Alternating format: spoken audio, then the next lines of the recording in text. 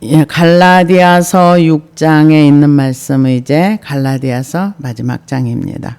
그래서 갈라디아서 1장 1절에서 5절까지는 인사를 했고요. 1장 6절에서 6장 10절까지는 본론이며 11절부터 18절까지는 이제 마지막 종결부입니다. 그래서 오늘은 이제 마지막 본론의 마지막과 이제 인사로 이제 축도로 끝나는 그런 말씀인데요. 오늘 본문에서 그리스도인의 공동체가 가져야 할 믿음의 자세, 그리고 율법주의를 경계하고 율법주의의 큰 특징은 사람을 자유하게 하지 아니하고 얽어매는 거.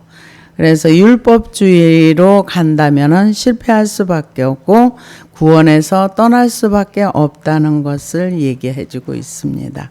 그래서 그 율법을 가지고 사람들이 율법으로 구원을 받느냐, 믿음으로 구원받느냐. 그럼 우리가 믿음으로 구원을 받고 난 다음에는 아무것도 안 해도 돼. 이런 생각을 대부분 많이 합니다.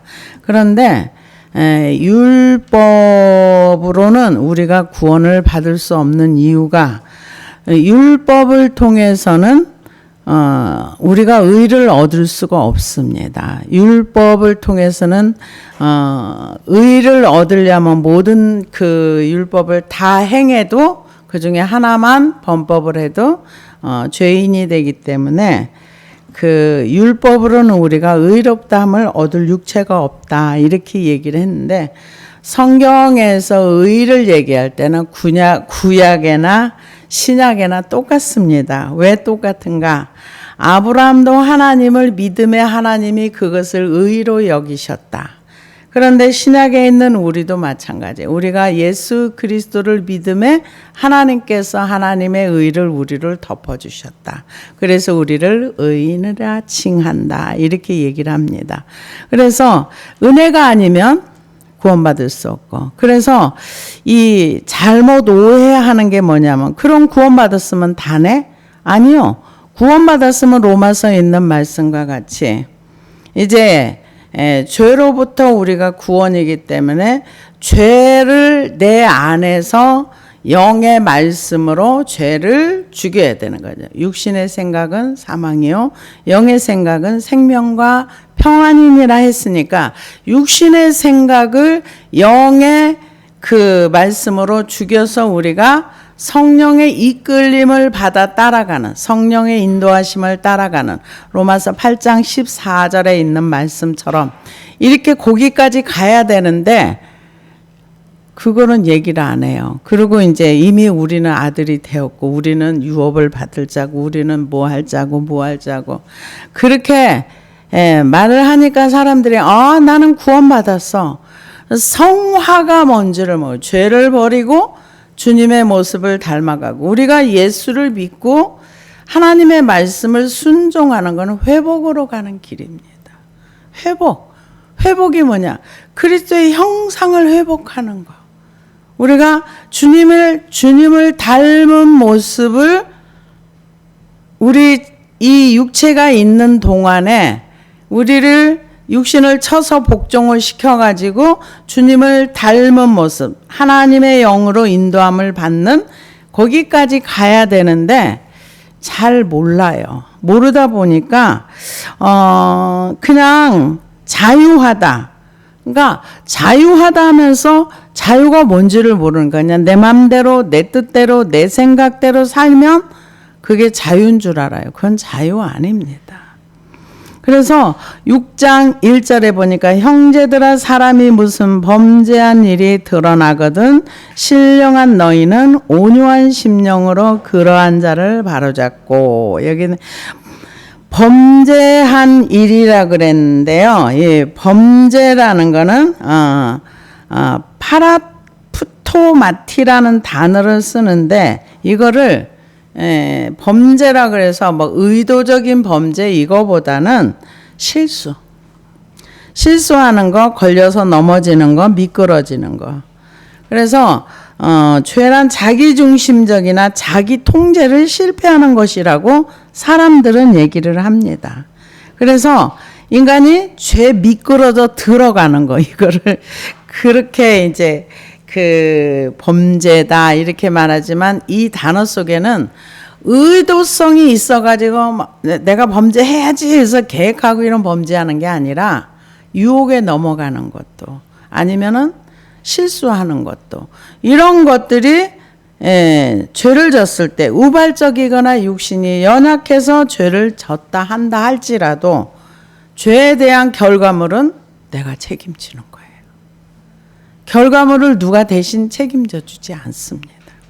그래서 이 교회 안에서 그런 일이 이제 사람들이 실수하거나 어떤 범죄한 일, 어떻게 우발적이거나 이런 일들이 드러난다면, 근데 여기서 얘기하는 것과 고린도전서에서 얘기하는 건 다른 얘기예요. 왜 고린도전서는 고린도전서에 나오는 그 죄는요, 의도적인 죄가 많아요. 왜냐? 아버지의 아내를 이렇게 간음했다는 거는 계모하고 이런 음행의 관계를 가졌다는 거니까 이거는 실수라고 말하기가 좀 어렵죠. 그래서 그러한 거는 확실하게 교회에서 치리를 하고 징계를 해서 이렇게 해서 그 죄 문제를 해결하라 그렇게 얘기했는데, 여기서 얘기하는 거는 그러한 의도적이고 뭐 계획적이고 이런 것을 얘기하는 것이 아니라 실수하거나 약해서 넘어지거나 어떤 그 자기도 모르게 미혹돼 가지고 이렇게 했던 거, 이런 일이 드러나거든 몰랐다가 드러나거든.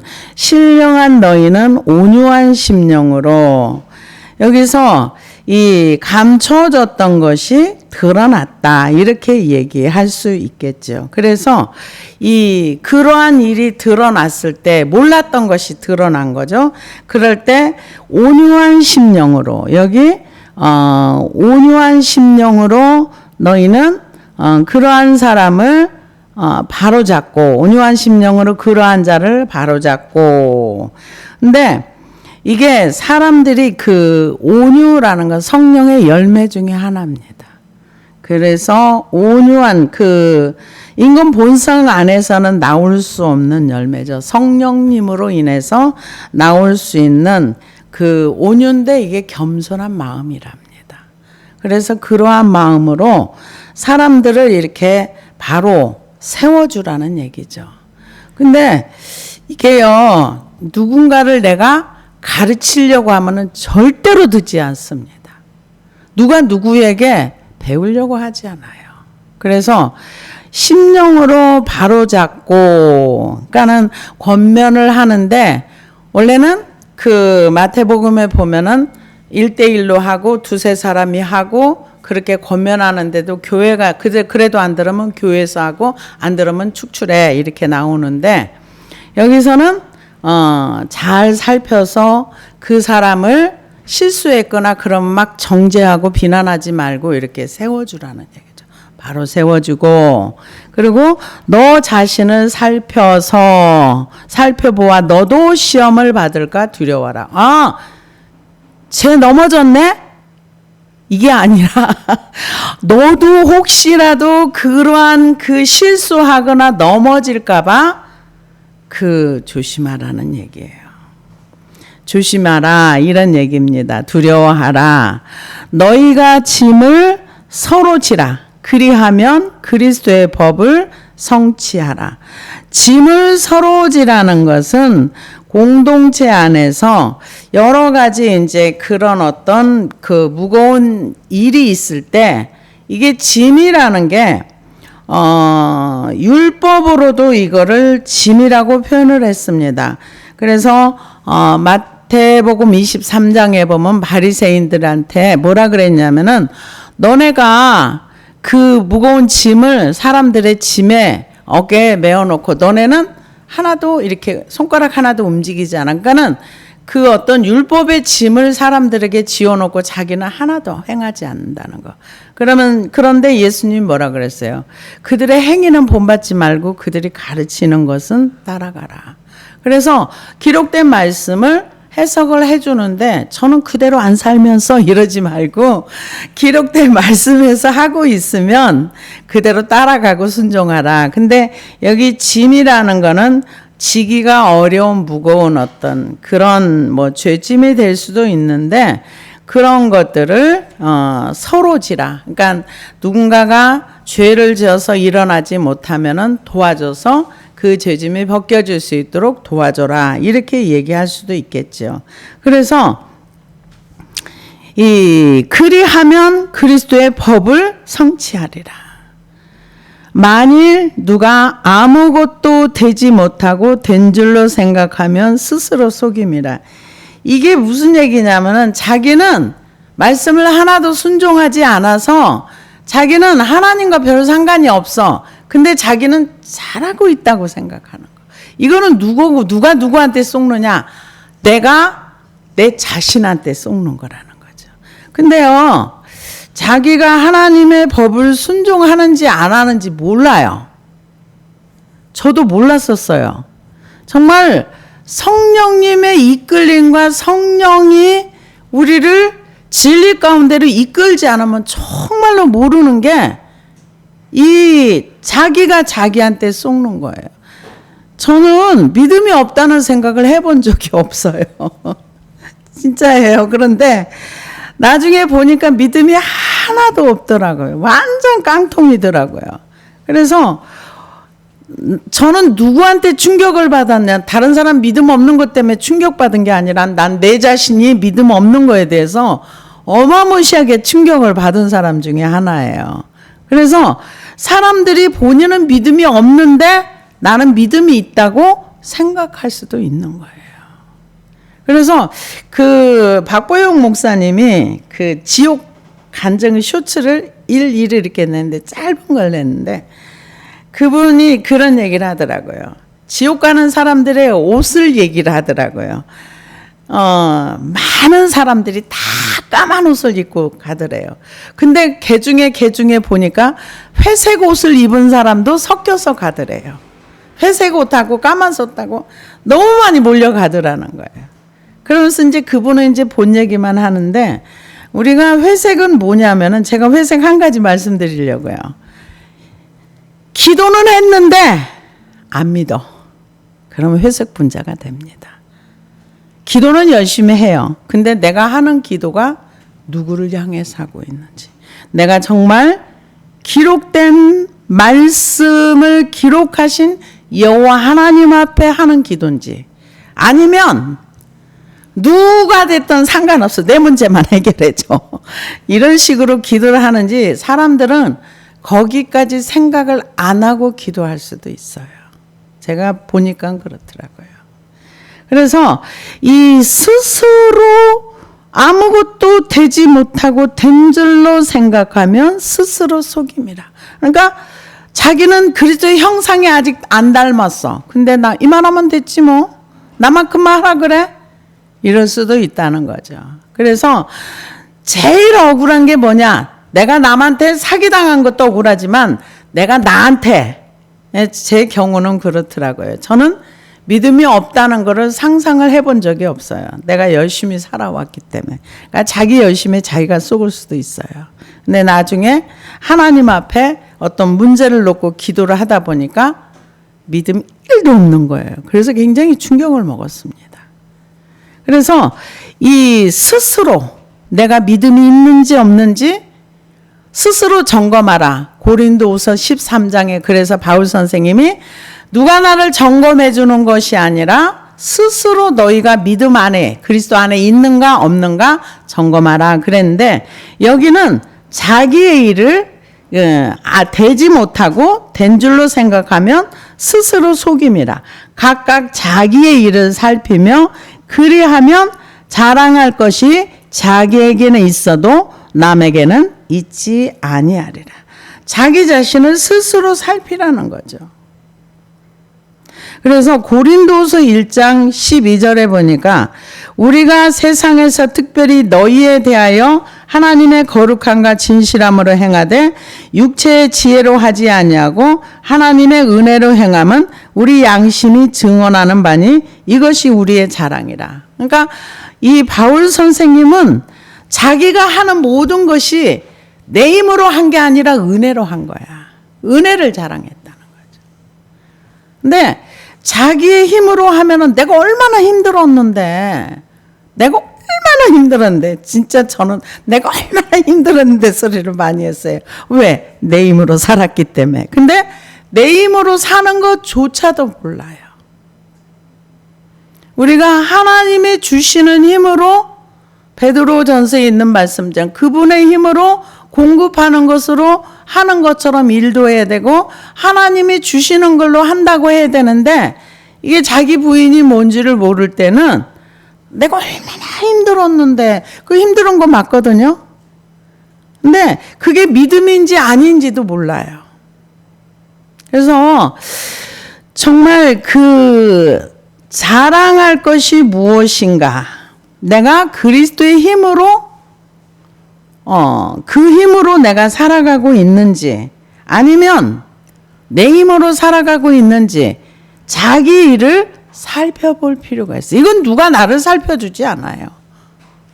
내가 나를 살펴야 되는 거죠. 그래서 빌립보서 2장 13절에 16절에 보니까 너희 안에서 행하시는 이는 하나님이시니 자기의 기쁘신 뜻을 위하여 너희에게 소원을 두고 행하게 하시나니 모든 일을 원망과 시비가 없이 하라. 이는 너희가 흠이 없고 순전하여 어그러지고 거스르는 세대 가운데서 하나님의 흠 없는 자녀로 세상에서 그들 가운데 빛들로 나타내며 생명의 말씀을 밝혀 나의 다름질이 헛되지 아니하고 수고도 헛되지 아니하므로 그리스도의 날에 내가 자랑할 것이 있게 하려 함이라. 여기에 보면은 빛들로 나타나는 것이 어떤 것인가가 나왔어요. 하나님께서 우리의 마음에 소원을 두고 무슨 일을 할 때 원망과 시비가 없이 하면은 하나님의 빛들이 나타난다는 거죠. 그래서 이 하나님의 말씀을 가지고 자랑을 하는데 내 힘으로 한 걸 자랑하는 것이 아니라 하나님이 주시는 걸로 은혜로 내가 이렇게 일을 했어. 그거는 자랑할 수 있다는 거죠. 그러면서 각각 자기의 짐을 질 것이니까 내가 할 일은 내가 하고 자기의 몫을 감당하라는 거죠. 교회 안에서도 자기가 져야 할 짐은 자기 스스로 의무와 책임을 해야 될 건 하고 그리고 힘이 있으면 남을 도와주는 거, 남의 짐도 져주는 거. 근데 우리는 할 수만 있으면 무임승차하려고 그래요. 무임승차하는 거 하나님이 기뻐하지 않습니다. 각각 내 몫은 내가 감당하고 내가 조금 힘이 있으면 여력이 있으면 이웃 사람도 도와주는 거, 짐을 나눠주는 거, 짐을 져주는 거, 이게 그리스도의 법을 성취한다. 근데 무슨 문제가 있을 때에 하나님 앞에 자기가 가서 그거를 해결하고 자기의 몫을 다 해야 되는데 이건 남한테 던져버리고 그건 자기의 짐을 안 지는 거죠. 그래서 각각 자기의 짐을 질 것이라 무임승차하지 말라는 거예요. 이 마태복음 23장에 보니까 이 남을 가르치려고 하는 사람들은 누구의 자리에 앉아 있는가? 모세의 자리에 앉아 있어요. 그래서 누군가를 내가 막 가르치려고 해. 아, 그러면 내가 모세의 자리에 앉아 있구나. 내려오시기를 바랍니다. 근데 인간이 이 본성적으로 가르치려고 하는 게 있더라고요. 물론 선생님들이 학교에서 애들을 가르치는 거는 당연한 일인데 이게 그냥 무조건 가르치려고 하고 무조건 배워 이런 거는 아니라는 거죠. 그래서 이 바리새인들이 모세의 자리에 앉았으니 그러므로 무엇이든지 그들의 말하는 바는 행하고 지키되 그들의 행위는 본받지 말라 이렇게 얘기를 했습니다. 왜? 짐을 자기는 말씀 순종 안 하고 너희들만 순종해 이랬다는 거죠. 그래서 또 무거운 짐을 먹고 사람의 어깨에 지우되 자기는 이것을 한 손가락으로 움직이려 하지 아니하며 그들의 모든 행위를 사람에게 보이고자 하나니 곧 그 경문띠를 넓게 하며 옷수를 길게 하고 자기는 말씀을 순종하는 것처럼 하지만 전혀 삶 속에서 안 한다는 거죠. 말씀을 순종 안 하면서 남을 가르치려고 하면 모세의 자리에 앉았다는 거죠. 그래서 각각 자기의 짐을 지고 가르침을 받는 자는 말씀을 가르치는 자와 모든 좋은 것을 함께하라. 이때 물론 바울 선생님이나 여러 사도들이 있었지만은 이분들 말고도 이제 순회 전도자들 아니면 복음을 가르치고 다니는 이런 분들 또 이제 같이 나누라는 거죠. 영적인 것을 받았으면 육적인 걸로 서로 나눠서 좋은 것을 서로 이렇게 같이 해라 이렇게 말씀하고 있습니다. 그래서 스스로 속이지 말라. 하나님은 업신여김을 받지 아니하시나니 사람이 무엇으로 심든지 그대로 거두리라. 이 스스로 속이지 말라는 거는 내 행위가 나중에 결과물로 나온다는 거죠. 그래서 스스로 속이지 말라 이런 단어 속에 헬라어로 플라나데스라는 단어를 쓰는데요. 이거는 길을 잃게 하다. 그러니까는 자기 스스로가 자기가 가야 할 길을 잃어버리고 이렇게 스스로 속인다는 거죠. 난 잘 가고 있어. 이렇게. 그래서 스스로 속이지 말라. 하나님은 업신여김을 받지 아니하시나니 사람이 무엇으로 심든지 그대로 거두리라. 자기의 육체를 위하여 심는 자는 육체로부터 썩어질 것을 거두고 그 육체를 위하여 심는다는 게 뭘 얘기하는 걸까요? 육체를 위하여 심는다는 거는 자기의 만족을 위해서 스스로 행동한다는 거예요. 자기의 만족을 위해서. 그래서 이 육체를 위하여 심는 자와 성령을 위하여 심는 자는 둘로 나뉘어지는 것을 볼 수 있습니다. 제가 어떤 분이 글을 썼는데 이렇게 써놔서 괜찮아서 좀 가져왔습니다. 그래서 생각을 심으면 행동을 거두고 행동을 심으면 습관을 거두고 습관을 심으면 성격을 거두고 성격을 심으면 운명을 거둔다. 근데 너무 그럴듯하더라고요. 그래서 우리는 매일매일의 삶 가운데서 내가 하는 거에 대한 결과물을 내가 인생 열매를 따는 거죠. 그래서 로마서 8장 5절에서 8절에 보면은 육신을 따르는 자는 육신의 일을 영을 따르는 자는 영의 일을 생각하느니 육신의 생각은 사망이요 영의 생각은 생명과 평안이니라.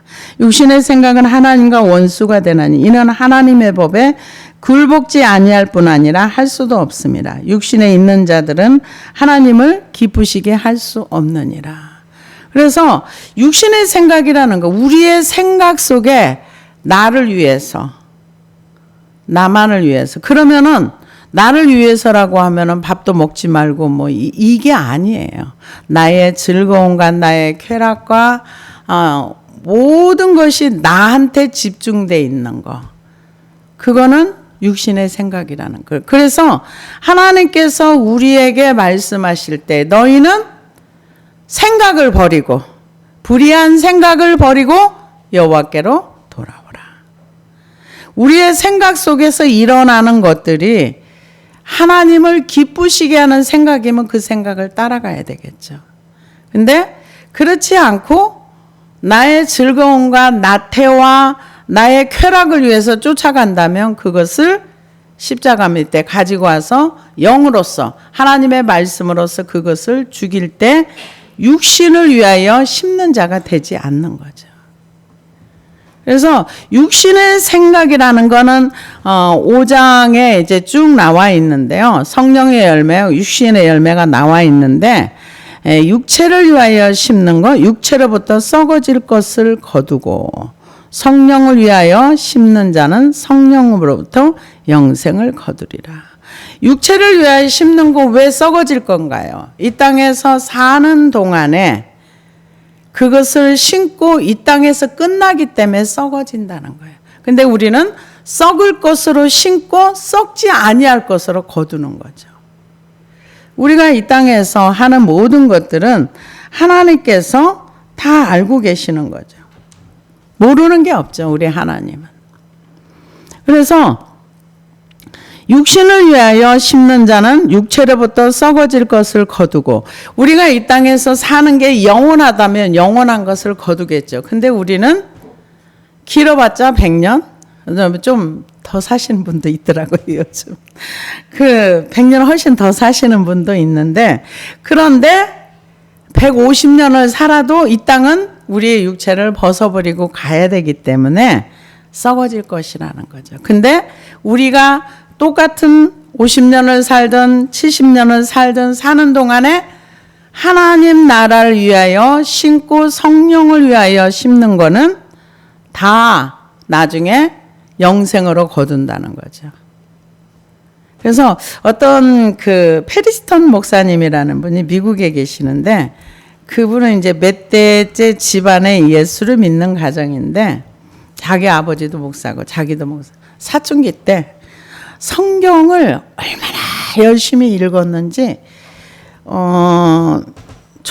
초등학교인가 중학교 때 헬라어를 남을 가르칠 수 있을 만큼 그 정도로 헬라어로 공부해가지고 열심히 성경을 읽고, 그렇게 이제 했더니 친구가 그러더래요.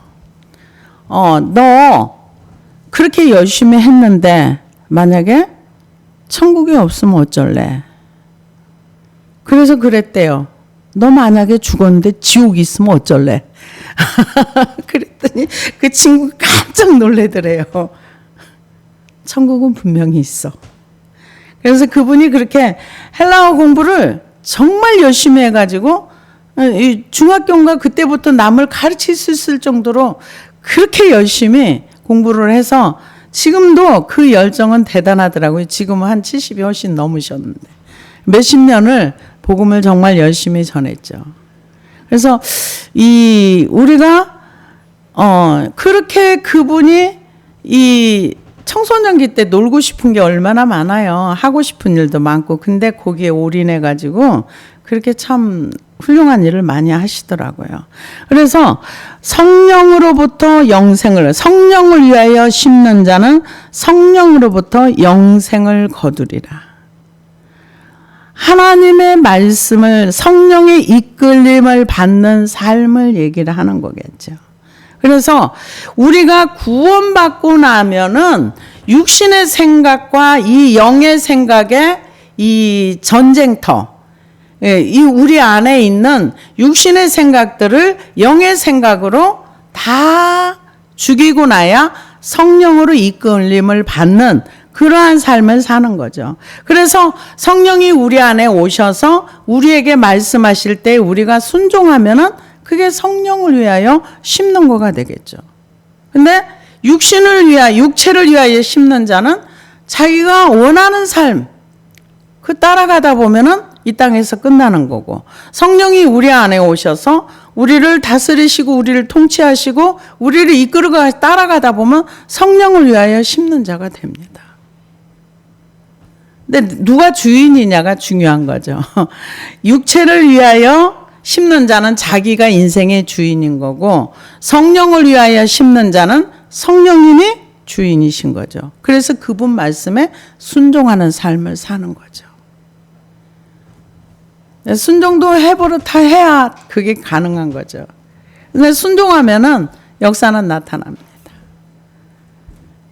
그래서 우리가 선을 행하되 낙심하지 말지니 포기하지 아니하면 때가 이름에 거두리라. 선을 열심히 했는데도 뭔가 그렇게 내가 원하는 열매가 많이 안 나와. 그러면 낙심할 수 있다는 거죠. 근데 그러지 말라는 거죠. 선을 행하되 낙심하지 말지니. 해봤자 안 돼. 포기하지 말라는 거죠. 우리가 하나님의 말씀을 순종하고 성령을 따라 사는 삶을 사는데 이 특별히 열매가 안 나오는 것 같아. 그래도 포기하지 말라는 거예요. 성령을 따라 사는 삶을 살면서 포기하지 말고 때가 되면 심었다고 금방 열매가 나오는 거 아니잖아요. 옛날에 저희가 이렇게 농사 지을 때 보면은 씨앗을 심어 놓으면은 그 봄에 이제 그 김장 배추를 심을 때는 얘는 빨리 싹이 나더라고요. 근데 싹이 빨리 안 나는 애도 있어요. 그리고 씨앗을 심었는데 타서 없어지는 경우도 있어요. 그럼 또 심어야 돼요. 왜? 배추를 먹어야 되니까. 그런 것처럼 이 선을 행하되 낙심하지 말지니 포기하지 아니하면 때가 이름에 거두리라. 그러니까 열매가 금방 나오는 것도 있지만 심었는데 빨리 안 나오는 것도 있어요. 그래서 하나님 나라는 그냥 심어놓고 그분한테 맡기는 거예요. 내가 열매를 거두어서 내가 그것을 따려고 하지 말고 그냥 하나님 앞에 성령을 따라 행하면서 선을 행하면서 낙심하지 말라는 거죠. 그래서 때가 이름에 거두리라. 그러니까 뭐든지 때가 있다는 거죠. 그러므로 우리는 기회 있는 대로 모든 이에게 착한 일을 하되 더욱 믿음의 가정들에게 할지니라. 어떤 사람들은 교회에서 전도하기 위해서 안 믿는 사람한테 선을 행해야 된다 이렇게 얘기를 하는데 전도하기 위해서 선을 행하는 건 나쁘지 않습니다. 그러나 성경에서는 뭐라고 얘기하느냐. 내 형제부터 챙겨. 내 식구부터 챙겨. 교회 안에 있는 형제가 어려우면 거기 먼저 거기다 선을 행해. 그거를 얘기하고 있어요. 그래서 믿음의 가정들에게 먼저 하고 그 다음에 밖을 나간다고. 울타리를 넘어서 다른 사람들에게 선을 행하라는 거죠. 그래서 기회 있는 대로 모든 이에게 착한 일을 하되 더욱 믿음의 가정들에게 할지니라. 그래서 기회가 있으면 언제든지 착한 일은 하라는 겁니다. 그래서 이 믿음의 가정들에게 먼저 하고 그 다음에 믿지 않는 사람들. 그래서 만약에 구제를 해야 된다면 교회 안에서 먼저 하고 그 다음에 이제 다른 사람들에게 하라 이 얘기입니다. 그래서 내 손으로 너희에게 이렇게 큰 글자를 쓴 것을 보라. 그래서 큰 글자를 이제 썼다는 거는 이분이 그런 얘기가 있어요. 눈이 좀 나빠가지고 글씨를 크게 쓴다든가 아니면 이분이 너무 이렇게 매를 많이 맞고 해가지고 이렇게 글씨 쓰는 거가 좀 많이 힘들었던가 뭐 어떤 그러지 않았을까 이런 얘기를 하시는 분도 있습니다. 그런데 이렇게 큰 글자를 쓴 것을 보라. 무릇 육체의 모양을 내려 하는 자들이 억지로 너희에게 할례를 받게 함은 그들이 그리스도의 십자가로 말미암아 박해를 면하려 할 뿐이라.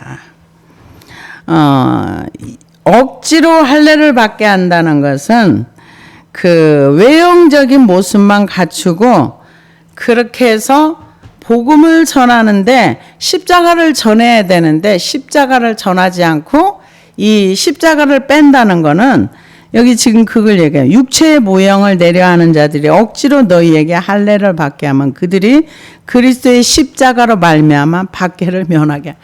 왜요? 이 사람들은 십자가가 수치스러운 거예요. 그 십자가를 진다는 거는 저주받은 그런 쪽으로 유대인들은 받아들인 거예요. 그런데 할례를 하고 율법을 지키라는 건 그들의 전통이기 때문에 어디 가든지 박해를 받을 일이 없어요.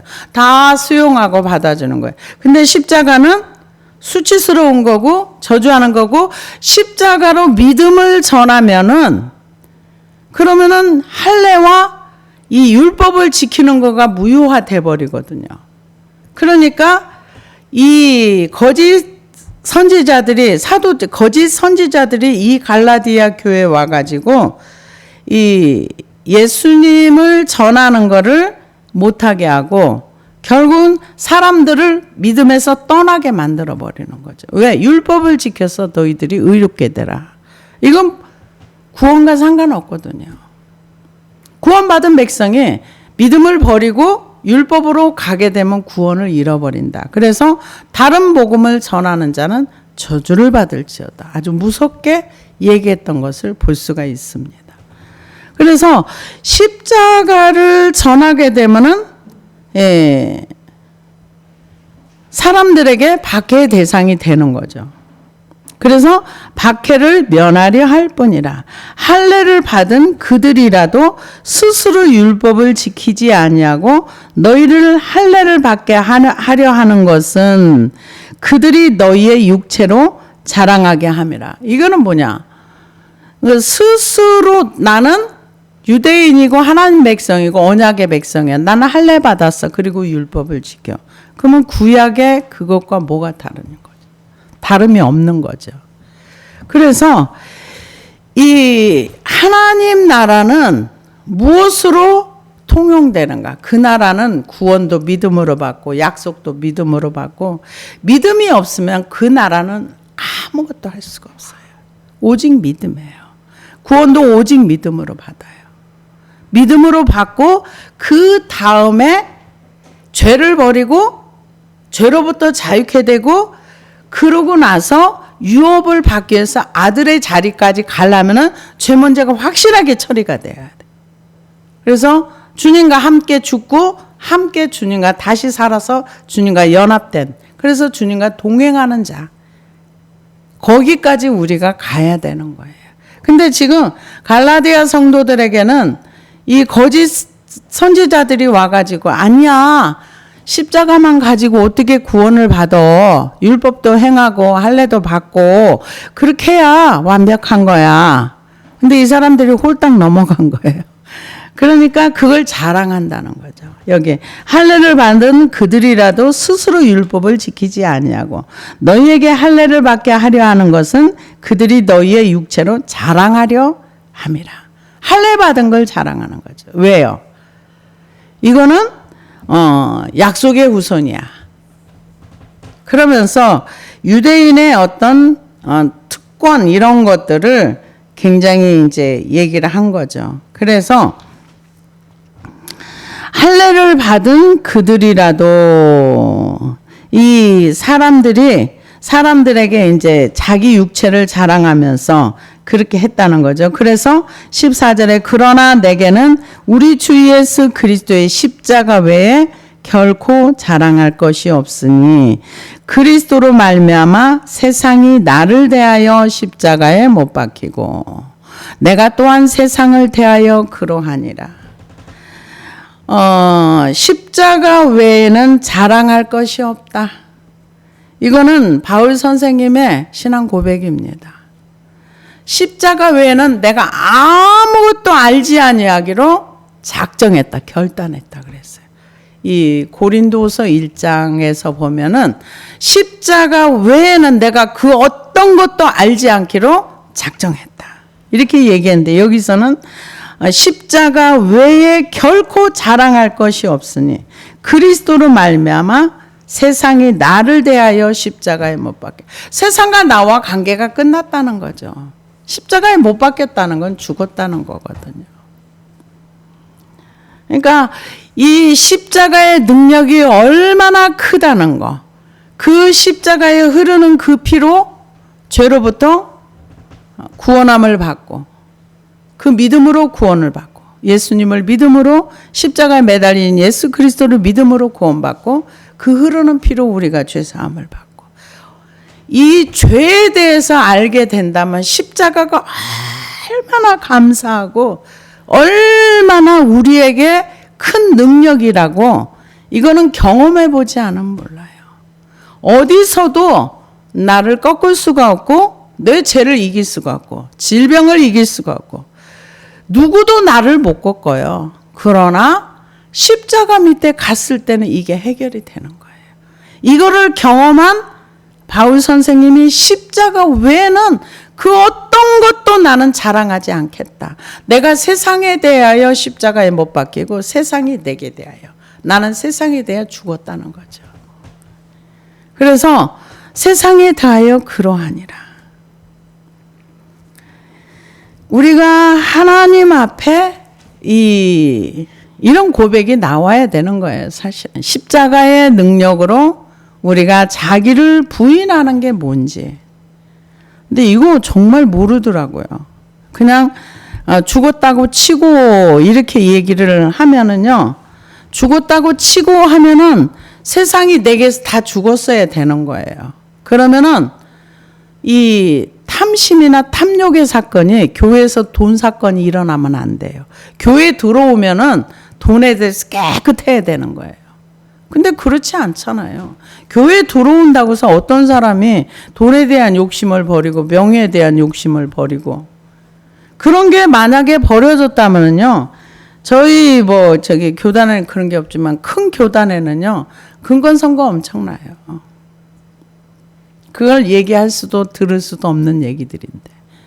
그러면 그런 게 없어져야 되는 거예요. 세상에 바울 선생님이 지금 얘기하는 거 세상에 대하여 내가 십자가에 못 박히고 또한 세상이 내게 대하여 그러했다 하면은 절대로 교회 안에서 음란한 사건도 일어나면 안 되고 교회에서는 죄가 하나도 없어야 돼요. 근데 사람들이 착각하는 게 뭐냐. 교회 오면 죄가 없는 줄 알아요. 그래서 여기는 뭐 사랑의 공동체인 줄 아는데 사랑의 공동체를 만들어가는 거지요.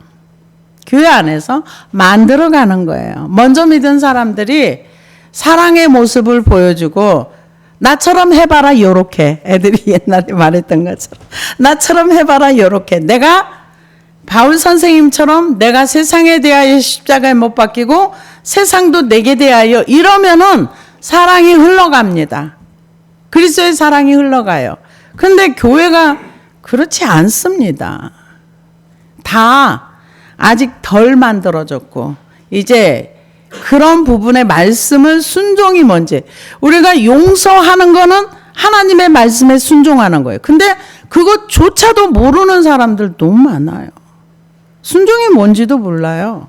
그냥 먼 나라 이웃 나라일 뿐이지 얘기일 뿐이지 죽어서 천국 가는 거지 그 이상은 별로 관심도 없어요.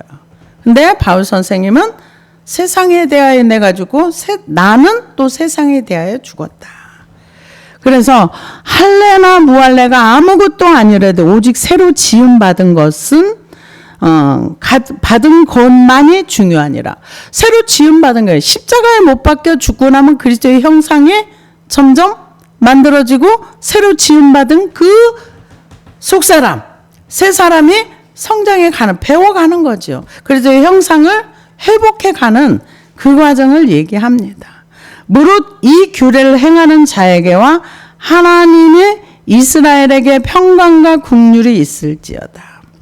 이후로는 누구든지 나를 괴롭게 하지 말라. 내가 내 몸에 예수의 흔적을 지니고 있느라. 괴롭게 말라 그랬는데요. 흔적을 지녔다는 게 뭐냐? 예수님 때문에 고난받은 주님의 쓴잔을 맛보지 않으면 주님의 고통을 모른다는 것처럼 고린도후서 11장 23절에 보니까 그들이 그리스의 일꾼이냐 정신없는 말을 하거니와 나는 더욱 그러하도다. 내가 수고를 넘치도록 하고 옥에 갇히기도 더 많이 하고 매도 수없이 맞고 여러 번 죽을 뻔하였으니 유대인들에게 40에 하나 감한 매를 5번 맞았으며 3번 태장으로 맞고 1번은 돌로 맞고 3번은 파선하고 일주일을 깊은 바다에서 지냈으며 여러 번 여행하면서 강의 이용과 강도의 이용과 동족의 이용과 이방인의 이용과 신의 이용과 광야의 이용과 바다의 이용과 거짓 형제의 위험을 당하고 또 수고하며 애쓰고 여러 번 자지 못하고 줄이고 목마르고 여러 번 굶고 헐벗었노라. 이게 흔적이라는 거죠. 매맞은 흔적. 누구 때문에? 예수님 때문에. 누구 때문에? 누구 때문에 배고팠어? 예수님 때문에. 이게 흔적을 가졌다는 거죠. 근데 괴롭게 하지 말라는 건 뭐예요? 너네들 똑바로 좀 해. 다른 이단 따라가지 마. 그냥 내가 가르쳐준 복음 제대로 잘 따라와. 그게 진짜 복음이야. 예수님 믿고 구원받고 자기를 부인하고 여기 자기 자신을 십자가에 못 박는 얘기가 여러 번 나왔어요. 그리스도와 함께 죽고 그리스도와 함께 살고. 이게 복음의 핵심입니다. 그리스도와 함께 죽어야 다시 그리스도의 함께 살고 그리스도와 연합되는 역사가 일어나는 것입니다. 그래서 예수의 흔적을 지니고 있노라. 형제들아, 우리 주 예수 그리스도의 은혜가 너희 심령에 있을지어다. 아멘. 그 갈라디아 성도들을 위해서 은혜의 축복을 해주고 있습니다. 그래서 우리가 은혜가 없으면 아무것도 할 수 없어요. 하나님의 은혜로 우리가 구원받고 은혜로 기도하고 성령의 은혜로 우리가 하나님을 따라가고 성령님의 은혜로 우리가 그리스도의 형상을 회복해가는 그런 과정 중에 반드시 바울 선생님이 얘기했던 것처럼 내가 세상에 대하여 주고 세상은 내게 대하여 주고 그래야지만 새로운 피조물이 성장하면서 하나님 보시기에 이쁜 사람으로 만들어지는 것입니다. 기도하시겠습니다.